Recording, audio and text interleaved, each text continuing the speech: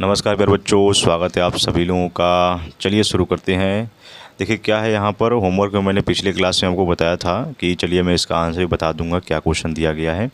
तो क्वेश्चन है यहाँ पर 4x² माइनस 3x प्लस 1। अब इसमें से क्या पूछा गया है कि कौन कौन से बहुपद हैं। तो मैंने आपको क्या बताया था कि ये देखिए थी जो यहाँ पर 4x² माइनस 3x प्लस 1 आप देख रहे हो। तो अब इसके प्रत्येक पद में जो होती है वो यहाँ पर देख रहे हैं कि चर की राशि x की जो घात है वो 2 है। यहाँ पर क्या है, घात 2 है और ये क्या है, एक धनात्मक पूर्णांक है। क्या है, ये एक धनात्मक पूर्णांक है, तो हम इसको क्या कहेंगे, बहुपद कहेंगे। ठीक। दूसरा है x² प्लस 4x प्लस 5। इसमें भी सेम वही चीज़ आप देख रहे हो कि x के पावर यहाँ पर 2 है, इसका भी घात क्या है, जैसे हम ऋणोत्तर कहते हैं। ऋणोत्तर पूर्णांक का मतलब होता है धनात्मक पूर्णांक। ठीक है, तो यहाँ पर ये ध्यान दीजिएगा। तो इसको हम क्या कहेंगे, ये भी क्या है, एक बहुपद है। ठीक है, तो अब यहाँ पर प्रत्येक पद में यहाँ पर चर की राशि x की घात ऋणोत्तर है, तो इसलिए पूर्णांक है, तो इसे याद रखिएगा, ये भी क्या है, एक बहुपद है। इसके बाद यहाँ पर देखिए √3x² प्लस x² माइनस 1। अब ये भी देखिए क्या है, यहाँ पर जो यहाँ पर चर की राशि आप देख रहे हो, यहाँ पर x पावर क्यूब, यहाँ पर ये भी क्या है, ये एक ऋणोत्तर धनात्मक पूर्णांक है, तो ये भी क्या है, एक बहुपद है। चौथा वाला देख लीजिए क्या है, यहाँ पर लिखा है 5y प्लस √7 और यह है √y में लिखे दिया गया है। अब ये एक बहुपद नहीं है, क्योंकि यहाँ पर देख रहे हैं कि जो द्वितीय पद जो चर राशि y की जो घात दी गई है वो 1/2 है। क्या है, 1/2 है। ठीक है, हमें घात को देखना है। जैसे यहाँ पर y है और यहाँ 1/2 है, y की घात मतलब अंडर रूट में ये वैल्यू दी गई है। अगर दोनों होता तो हम उसको कह सकते हैं, लेकिन यहाँ पर दोनों ही नहीं है ना। एक में यहाँ पर घात 1 है और एक में 1/2 है, तो इसलिए क्या है, ये एक धनात्मक पूर्णांक नहीं है, तो ये क्या हो जाएगा, यह एक बहुपद नहीं हो जाएगा। ठीक। इसके बाद x² है माइनस 3/x² प्लस 16। अब यहाँ पर देखिए x की घात 2 है और यहाँ x की घात -2 हो जाएगा, तो ये भी क्या है, बहुपद नहीं है, यानी यह भी एक ऋणोत्तर धनात्मक पूर्णांक नहीं है। ठीक, तो इसलिए भी बहुपद नहीं होगा। इसके बाद यहाँ 2/3x³ है minus 5/4x² plus 3x minus 4। अब यहाँ पर देखिए ये क्या है, एक बहुपद है, क्योंकि इसके प्रत्येक पद में जो चर की राशि है वो धनात्मक पूर्णांक में दिया गया है, यानी x³ है, x² है, सब में धनात्मक पूर्णांक है, इसलिए क्या है, ये एक बहुपद है। और इसमें देख लीजिए क्या है, कौन एक अथवा अधिक चर में बहुपद है, और अपने उत्तर का कारण भी देखिए देना है, इस प्रकार का सवाल। तो 3x² माइनस 5x, इसमें देख रहे हैं यहाँ पर दोनों में चर दिया गया है ना, और दोनों में चर की घात क्या है, देखेंगे आप, पूर्णांक है। तो ये एक चर में तथा चर की घात जो पूर्णांक है और अतः दिया गया जो व्यंजक है हमारा, ये चर वाला बहुपद है, एक चर वाला बहुपद है, क्योंकि यहाँ पर x और x दोनों में देख रहे हैं ना। ठीक। इसके बाद यहाँ पर है दूसरा कि 5y² और प्लस 8x। अब यहाँ पर देखिए क्या है, इसमें दो चर हैं, क्योंकि एक चर नहीं है, क्योंकि यहाँ y है और यहाँ x है। ठीक है, और ये भी क्या है, इसकी घात एक ऋणोत्तर पूर्णांक है, तो ये भी दिया गया क्या है, ये दो चर वाला बहुपद है। तीसरा क्या है, यहाँ पर √t प्लस 3y। अब इसमें क्या है, देखिए यहाँ पर अगर हम t को अंडर रूट में हटाएंगे तो ये t पावर 1/2 हो जाएगा। अब यहाँ पर भी अलग अलग इसमें देखिए क्या है, घात दिए गए हैं, तो चरों की घात ये भी ऋणोत्तर पूर्णांक में नहीं दिया गया है, तो ये भी बहुपद नहीं होगा। और यहाँ चौथा है x³ plus x² plus 1/x। अब ये भी क्या है, एक चर में, लेकिन यहाँ पर चर की घात देख रहे हैं धनात्मक पूर्णांक में नहीं है, ये भी क्या है, एक बहुपद नहीं होगा। अब इसके बाद हम लोग को पढ़ना है बहुपद के पद और गुणांक क्या होते हैं। ठीक है, देखिए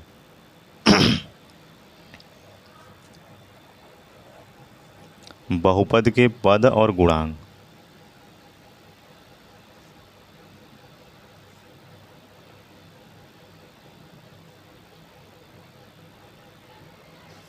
बहुपद के पद और गुणांक क्या होते हैं। जैसे अगर मैं पद की बात करूं तो पद क्या होता है, जिसे हम इंग्लिश में टर्म बोलते हैं।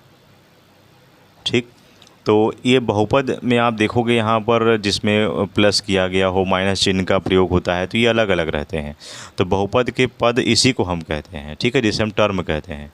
जैसे एग्जाम्पल ले लीजिए, x² माइनस 4x और प्लस 7 में आप देख रहे हो यहाँ पर x² और यहाँ पर ये 4x तथा 7, ये सब क्या है, बहुपद के पद हैं, क्योंकि इसमें माइनस चिन्ह और +7 जो यहाँ पर देख रहे हो आप, इसको ये अलग अलग कर रहा है। ठीक है, तो ये हमारा पद है।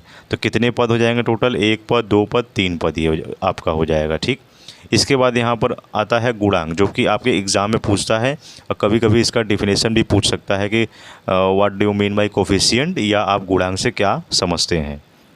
ठीक, तो गुणांक क्या होता है जिसके हम कोफिशिएंट कहते हैं।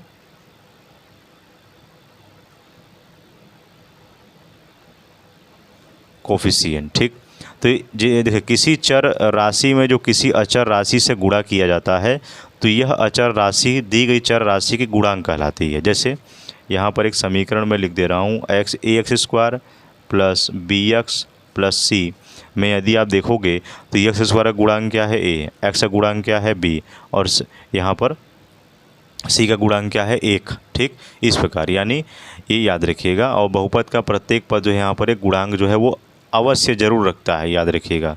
अब एग्जाम्पल के थ्रू यहाँ से मैं आपको देखिए समझा दे रहा हूँ। जैसे मैंने कोई बहुपद लिख लिया x² - 4x + 7। अब इसमें गुणांक आप देखोगे तो x² का गुणांक क्या हो जाएगा यहाँ पर, और ये आपका 1 हो जाएगा, और x का गुणांक क्या हो जाएगा, -4 हो जाएगा। वैसे ही यहाँ पर 7 है तो उसको रहने देंगे, यानी एक अचर राशि और दूसरी चर राशि दोनों होगा तो उसका हम गुणांक आसानी से बता देंगे। लेकिन यहाँ पर नोट पॉइंट याद रखिएगा, एक नोट पॉइंट में यदि कुछ इस प्रकार का आपका क्वेश्चन दिख जाए कि x + 1/x या √x + 3 या क्यूब रूट में y दे दिया जाए और +y² दिया जाए, तो कुछ ऐसे अगर एग्जाम्पल रहेंगे तो ये पहले तो बहुपद नहीं होगा, और यहाँ बहुपद का घातांक जो है आप देख रहे हो पूर्ण संख्या नहीं है, तो इसका यहाँ से जो है वो कोफिशिएंट भी नहीं निकल सकता है। ठीक है, इसका याद रखिएगा।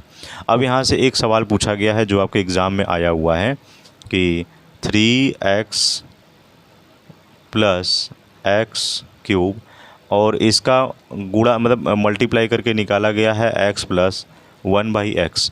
तो इसमें x² का गुणांक ज्ञात कीजिए, यानी x² का गुणांक क्या होगा। देखिए,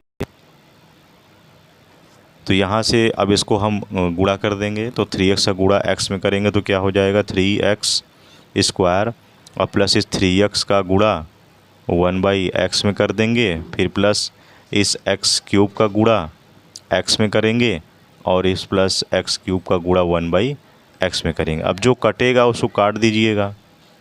ठीक, तो यहाँ क्या बचेगा 3x² और ये आपका बचेगा +3 और प्लस ये x⁴ और प्लस ये x²। तो यहाँ से आप ये देख रहे हो, तो इसमें पूछा है कि आपका x² का गुणांक क्या होगा। ठीक है, इसमें x² का गुणांक क्या होगा। यहाँ पर कुछ मिस्टेक हुआ है क्या,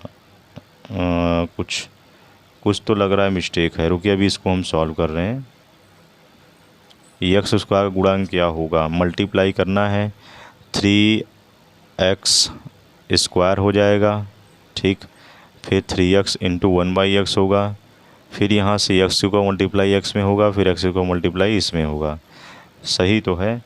हाँ, यहाँ से देखिए 3x² और ये एक x², इसको जोड़ दीजिए तो कितना हो जाएगा 4x² और ये प्लस x⁴ + 3।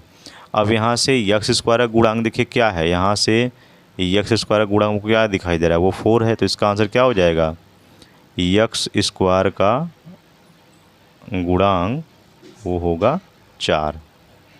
ठीक, ये इस तरह से आपको सॉल्व कर देना है। ठीक, अब इसके बाद हम लोग पढ़ेंगे बहुपद की घात, जो डिग्री ऑफ पॉलिनोमियल क्या होता है। देखिए, बहुत इम्पोर्टेंट है। इसके बाद है बहुपद की घात।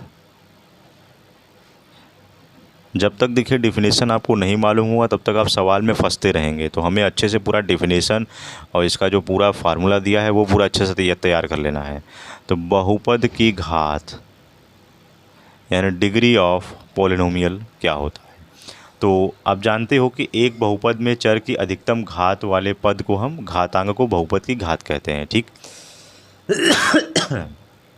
सॉरी, तो जिसमें से आपका पहला हम लोग पढ़ते हैं एक चर में। अगर हमको बताना हो कि भाई एक चर में बहुपद की घात कितनी होगी, दो चर में बहुपद की घात कितनी होगी, तो ऐसे निकालना पड़ेगा ना।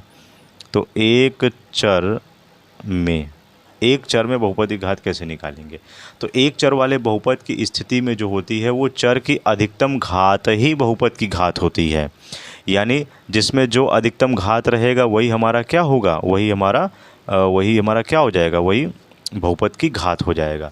जैसे यहाँ पर एग्जांपल मैं लिख दे रहा हूँ, √2 - y cube plus y power 5 plus 2y power 6। अब यहाँ पर एक आपका बहुपद लिखा हुआ है। अब इसमें पूछ दिया कि भाई इसमें बहुपद की घात कितनी है। तो अब क्या बताओगे, बहुपद की घात क्या बताओगे? तो इसमें आप कहोगे कि भाई जिसमें भी हमारा चरों में जो सबसे ज़्यादा जो घात होगा वही क्या होगा, बहुपद की घात हो जाएगा। तो यहाँ पर बहुपद की घात जो है वो हमारा 6 है। क्यों? क्योंकि हमारा मैक्सिमम जो पावर है वही हमारा बहुपद की घात होता है। ठीक है। ऐसे ही यहाँ पर और भी सारे क्वेश्चन हैं। जैसे मैंने लिख दिया 4/3 प्लस 4/3/5 x है -5x² प्लस 1/2 x क्यूब और प्लस x⁵। अब ये आपका एक क्वेश्चन दे दिया। अब इसमें पूछ दिया कि भाई बहुपद की घात कितनी है। तो इसमें सबसे मैक्सिमम पावर देखिए, चर की घात कितनी है। चर हमारा क्या है, ये x की वैल्यू है। तो ये x की घात सबसे ज़्यादा किस में दिखाई दे रही है, 5। यानी बहुपद की घात क्या हो जाएगी, बहुपद की घात जो हो जाएगी वो मैक्सिमम हमारा 5 हो जाएगा। तो यही हमारा आंसर हो जाएगा। ऐसे हमें करना है। ठीक है। तो ये आपका तो एक चर वाले दिया गया था, मतलब सब में y दिया है, सब में x दिया है। तो ये आपका एक चर की घात है, मतलब एक चर का आपका है, ये 1 वेरिएबल में दिया गया है। अब अगर 2 या 2 से अधिक अगर चरों में आ जाए, 1 और मोर 2 वेरिएबल्स में यदि आए, तब हम क्या इसको सॉल्व करेंगे। देखिए 2 या अधिक चरों में निकालना हो, 2 या अधिक चरों में निकालना हो, अगर 2 से अधिक चर दिया गया हो, जैसे 2 या 2 से अधिक चर वाले बहुपद की स्थिति में प्रत्येक पद में हम चरों की घातों को जोड़ लेंगे। ठीक है। जैसे यहाँ पर मैं अभी एक एग्जांपल के थ्रू आपको बता रहा हूँ। इसमें हम जितने भी चर होते हैं वहाँ पर उन सभी को हम घातों को जोड़ेंगे तो क्या निकल करके आएगा। जैसे यहाँ पर 3x³ लिखा है -7x² और y² प्लस 8। अब इसमें यहाँ पर देखोगे x तथा y में जो घात है वो कितना मैक्सिमम आएगा। यहाँ पर 3 है, यहाँ पर देखिए क्या है, x² और y² है। तो यहाँ पर हम क्या करेंगे कि जो यहाँ पर एक साथ जो आपको चर दिखाई दे रहा है, अधिकतम चर वाले बहुपद की हम स्थिति में प्रत्येक पद में हम चरों की घातों का योग हम करेंगे। ठीक है। प्रत्येक पद में, जैसे पहले पद में 3 है, दूसरे पद में कितना हो जाएगा, 2 2 4, और इसमें तो कोई चर है नहीं। तो हम यहाँ पर 3 है और यहाँ पर क्या है, 2 2 4 है। तो यहाँ पर 4 आया, यहाँ पे 3 आया। तो यानी सबसे मैक्सिमम चर वाला कौन सा आया, घात। तो यहाँ पर आपका जो मैक्सिमम घात हो जाएगा वो आपका कितना हो जाएगा, यहाँ पर 2 और 2 4, यानी बहुपद की 2 या अधिक चरों में मैक्सिमम घात आपका 4 हो जाएगा इसमें। ठीक है। ये यहाँ पर घात है। जब 2 या अधिक चर दिए गए हों तो हम क्या करें, उनके जो घातों को जोड़ देंगे उसके साथ में जो है। ठीक है। चलिए अब इसके बाद हम लोग पढ़ते हैं। एक नोट पॉइंट याद रखिएगा कि कोई भी एक शून्येतर अचर बहुपद की घात जो होती है वो शून्य होती है। ठीक है। और एक शून्य बहुपद की घात परिभाषित नहीं होती है। ठीक है। जैसे यहाँ पर अब 8 है, यहाँ पर अचर राशि आप देख रहे हो, तो ये इसका घात जो होगा वो शून्य होगा। ठीक है। हमेशा हमें घात निकालने के लिए हमें वहाँ पर चर का होना ज़रूरी है। ठीक है। ये नोट याद रखिएगा, क्योंकि कभी कभी एग्ज़ाम में वो भी आपसे पूछ सकता है। चलिए अब मैं यहाँ पर कुछ क्वेश्चन मैं आपको लिख दे रहा हूँ और वो आपको बताना है इनमें कौन सी बहुपद की घात कितनी है। अब ये क्वेश्चन देखिए मैंने लिखा हुआ है आपका कि निम्नलिखित बहुपदों की घात बताइए। तो पहला 7x² प्लस 2x प्लस 5। अब इसमें यहाँ पर देख रहे हैं कि जो पद दिए गए हैं यहाँ पर, इसमें चर की जो सबसे बड़ी घात क्या होगी, सबसे बड़ी घात वाला पद क्या है, वो 7x² है। तो इसका घातांक क्या हो जाएगा, वो 2 हो जाएगा। यानी बहुपद की घात क्या हो जाएगी, इसमें 2 हो जाएगा। ठीक।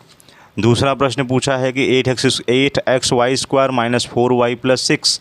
इसमें पूछा गया है कि इसमें बहुपद की घात क्या है मैक्सिमम।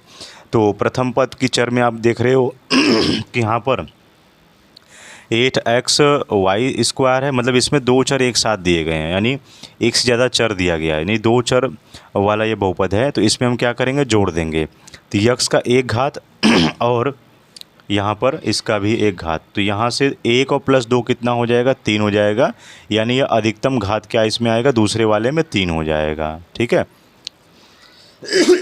तो फिर तीसरा पूछा है कि 7n² + 4m। तो इसमें क्या है, देखिए यहाँ पर भी हमारा क्या है, दो चर एक साथ दिए गए, तो दोनों चरों का घात को जोड़ दीजिए, 2 और 1 3, यानी इसमें भी मैक्सिमम घात क्या हो जाएगा, वो 3 हो जाएगा, यानी बहुपद की घात 3 हो जाएगी। फिर चौथा है यहाँ पर कि 2z + 5, यानी इसमें क्या है, देखिए कि z की सबसे बड़ी घात देखिए क्या है यहाँ पर 1 है, तो यानी इसका घातांक क्या हो जाएगा, 1 हो जाएगा। ठीक है। इसमें भी देखिए 3 है और इसमें भी 1 है। और पाँचवा वाला देखिए, मैंने जैसे पिछले वाले में पिछला वाला में जो आपको बताया अभी कि दिया गया बहुपद है यहाँ 4 है, तो अगर हम इसमें अगर 4 गुणा 1 में करें, अब ध्यान दीजिए, अगर मुझे इसको यहाँ से इसको ऐसे बना दूँ मैं, अगर मुझे इसको चर मिलाना है तो मैं इसको ऐसे लिख सकता हूँ, 4 का मल्टीप्लाई 1 में करूँगा और मैं जानता हूँ कि x की पावर 0 की वैल्यू क्या होती है, वो 1 होती है। तो यानी ये 4x 0 हो जाएगा, यानी यहाँ x का जो है वो अधिकतम घात क्या हो जाएगा, वो 0 हो जाएगा, यानी अतः बहुपद की घात क्या है, वो 0 है, यानी इसमें घात क्या हो जाएगा, वो 0 हो जाएगा, बहुपद की घात। ठीक, इस प्रकार हमें करना है। चलिए अब हमें इसके बाद पढ़ना है बहुपदों का वर्गीकरण, यानी बहुपदों का वर्गीकरण हम दो प्रकार से मुख्यतः इसको करते हैं। इसमें पदों की संख्या के आधार पर वो होता है और दूसरा घातों की संख्या के आधार पर होता है। तो पहला यहाँ पर बहुपदों का वर्गीकरण में देखिए क्या होगा, बहुपदों का वर्गीकरण, बहुपदों का वर्गीकरण, इसमें पहला होता है पदों की संख्या के आधार पर। क्या है, पदों की संख्या के आधार पर, पदों की संख्या के आधार पर। तो इसमें हमारा पहला आता है एक पदीय बहुपद। क्या आता है पहला, एक पदीय बहुपद, एक पदीय बहुपद जिसे हम मोनोमियल जो है यहाँ पर बोलते हैं, एक पदी बहुपद को हम मोनोमियल कहते हैं, यानी ऐसा बहुपद जिसमें केवल एक ही पद होता है। जैसे ऐसा पद जिसमें केवल एक ही पद होता है, जैसे यहाँ पर 5x है और है 7 है और 3x² है, कामा -7x² है और कामा 4² है। अब इसमें आप देख रहे हो ये अलग अलग पद दिए गए हैं, तो इसमें क्या है, एक ही यहाँ पर पद दिया गया है। 5x, इसमें भी एक पद है, कॉमा लगा हुआ है सब में। ठीक है, इस प्रकार। अब यहाँ पर दूसरा आपका आता है द्विपदीय बहुपद, जिसे हम बायनोमियल कहते हैं। द्विपदीय बहुपद, द्विपदीय बहुपद जिसे हम कहते हैं बायनोमियल, बायनोमियल। ठीक, और ये आपका मोनोमियल था। ठीक है, तो ये आप याद रखें, यानी ऐसा बहुपद जिसमें केवल दो पद होते हैं, ऐसा बहुपद जिसमें केवल दो यहाँ पर पद होते हैं। जैसे यहाँ पर देख लीजिए एग्जाम्पल में है, जैसे यहाँ पर 3 - 5x, अब ये आपका देखिए दो पद है। ऐसे ही यहाँ पर 7x² + y, यहाँ पर भी दो पद हैं। ऐसे ही यहाँ पर 7x² y + 3y और y⁴, अब ये अलग अलग, इसमें मैं कॉमा लगा दे रहा हूँ, y⁴ मैंने 30 लिख लिया +1 लिख लिया। मतलब इस प्रकार की जितनी भी संख्याएं आप देख रहे हो, इसमें दो बहुपद है, इसमें दो बहुपद है। यानी पद को अलग करने का काम कौन कर रहा है, वो चिन्ह कर रहा है, प्लस माइनस। यहाँ पर एक ही चिन्ह है, इसका मतलब दो बहुपद इसमें है। ठीक है, याद रखिएगा। अब यहाँ पर आप सवाल पूछ सकते हो कि सर अभी तो आपने कहा कि जिसमें यहाँ पर जोड़ा घटाया गया होगा, लेकिन यहाँ माइनस सिंबल लगा हुआ है, तो क्या ये दो पद नहीं हो सकता? नहीं, यहाँ पर 7x² के अलावा कोई और पद तो नहीं ना है यहाँ पर। ठीक है, भले ही इसमें यहाँ पर मल्टीप्लिकेशन का केस हुआ है, लेकिन वो दोनों पद जब आपस में जोड़ा गया है या घटाया गया है तभी वो केस बनेगा। यहाँ पर मल्टीप्लिकेशन के केस में नहीं बनेगा वो पद, ठीक है। डिवीज़न के केस में भी वो पद नहीं बनेगा, बस यहाँ पर जोड़ना और घटाना रहेगा तभी वो पद यहाँ पर होंगे, ठीक है। देखिए तो यहाँ पर 7s² प्लस वाई, मतलब कहने का है इसमें एक चर दिया गया है। अब एक चर दिया गया, अगर दो चर दिए होते या दो चरों का जोड़ा गया होता या घटाया गया होता तब हम इसको यहाँ पर द्विपद कह सकते हैं, बाइनोमियल कह सकते हैं। तो यहाँ पर देखिए दो अलग अलग चर दिए गए हैं और इनको जोड़ दिया गया है। यहाँ पर भी दो अलग अलग चर दिए गए हैं, जोड़ दिया गया है। यहाँ पर दो यहाँ पर जो है चर अचर दिया गया है, उनको जोड़ दिया गया है, वो हमारा क्या है, लेकिन है तो दो ही, तो इसको हम क्या कहेंगे, द्विपदीय बहुपद, जैसे हम इंग्लिश में बाइनोमियल कहते हैं, ठीक है। इसके बाद आता है आपका तीसरा त्रिपदीय बहुपद। एग्ज़ाम में देखिए पूछता है, ये सब पूछता है कि भाई कोई एग्जाम्पल दे देगा, बस पूछेगा कि इसमें से कौन सा पद है तो बताना पड़ेगा। तो ये आपका होता है त्रिपदीय बहुपद, जिसे हम इंग्लिश में ट्राइनोमियल कहते हैं, ट्राइनोमियल कहते हैं। अब इसका मतलब क्या है, ऐसा बहुपद जिसमें केवल 3 पद होते हैं, इसे हम त्रिपदीय बहुपद कहते हैं। यानी इसमें आपको 3 यहाँ पर पद दिखाई देगा। चलिए देखिए क्या है, जैसे आपका √3 है और xy प्लस √2 है, xy² और प्लस √5 है, इस प्रकार है ना, अलग अलग। और एक एग्जांपल और लीजिए यहाँ से 8 + 3x + x², मतलब इसमें आप देख रहे हो कि 3 पद यहाँ पर जुड़े हुए हैं, जिसे हम क्या कहेंगे, त्रिपदीय बहुपद, ठीक है। तो ये याद रखिएगा। अब इसके बाद हम लोग वीडियो को यहीं रखते हैं और इसके बाद हम लोग पढ़ेंगे चर की घात के आधार पर। जो दूसरा हम लोगों ने जैसे बहुपद का वर्गीकरण 2 आधारों पर बांटा गया है, पहला तो पदों के आधार पर है, दूसरा यहाँ पर घात की संख्या के आधार पर। तो हम लोग नेक्स्ट वीडियो में पढ़ेंगे। इसके बाद हम लोग क्वेश्चन को फिर सॉल्व करेंगे। लिए और चैनल पर नए हैं तो सब्सक्राइब भी कर लीजिएगा और आपसे मिलेंगे नेक्स्ट वीडियो में। जय हिंद, जय भारत।